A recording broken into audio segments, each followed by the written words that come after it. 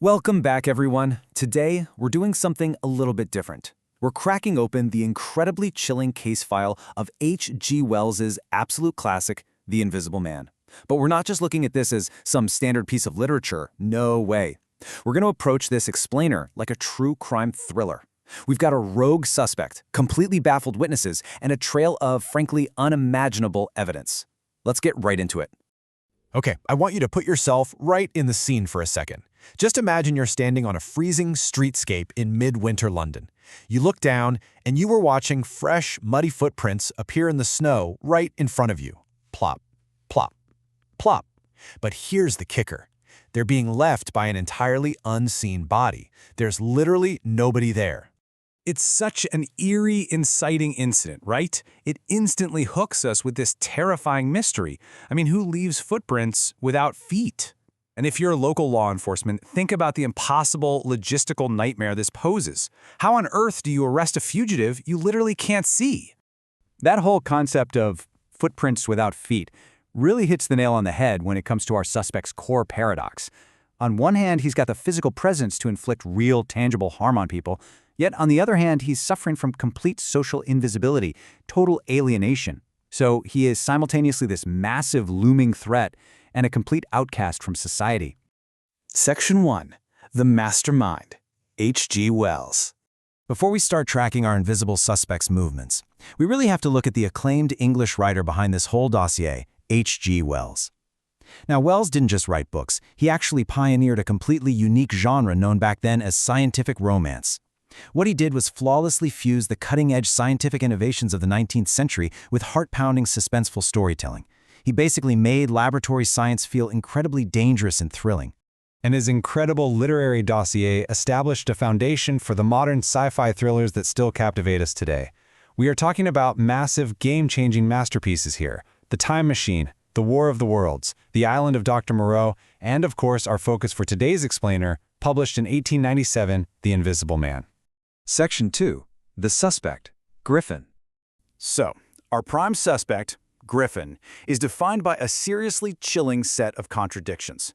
We're looking at an undeniably brilliant scientific mind that is completely at odds with his morally bankrupt actions. I mean, the guy successfully discovered the drug of invisibility. That's genius level. Yet, his behavior reveals a totally lawless, short-tempered, vengeful, and just utterly ruthless criminal. He deliberately misuses this monumental, world-changing scientific discovery. He doesn't use it for the betterment of mankind, not at all. He uses it for petty robbery and violent vengeance.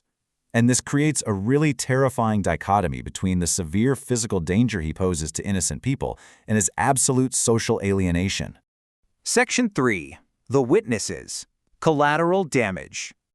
Griffin's descent into madness basically dragged the normally quiet, secluded rural village of Iping right into his chaos. This witness log perfectly illustrates how ordinary, pragmatic people react when they are suddenly confronted with surreal, invisible terror. You've got Mrs. Hall, right? She's the practical landlady of the Iping Inn, and she turns fiercely courageous when phantom furniture just starts moving on its own. Then there's Mr. Jaffers, the village constable, who is resolutely trying to arrest a literally headless man. And finally, you have the poor clergyman and his wife, who are absolutely terrified as they watch money simply vanish from a locked desk with no one else in the room. Section 4. A Trail of Crimes. So, how exactly did such a brilliant scientific mind devolve into a hunted fugitive shivering naked in the London winter? Well, mapping his timeline shows a rapid, terrifying escalation. First off, he swallows rare drugs to turn transparent. Second, instead of, sharing his discovery with the world, he sets his landlord's house on fire in a vengeful rage. Third, because he's freezing in the midwinter cold, he breaks into a London department store to steal clothes and food. And finally, he robs a theatrical shop on Drury Lane just to gather materials for a disguise. It's a crazy escalation from petty vengeance and arson straight to desperate, high-stakes burglaries.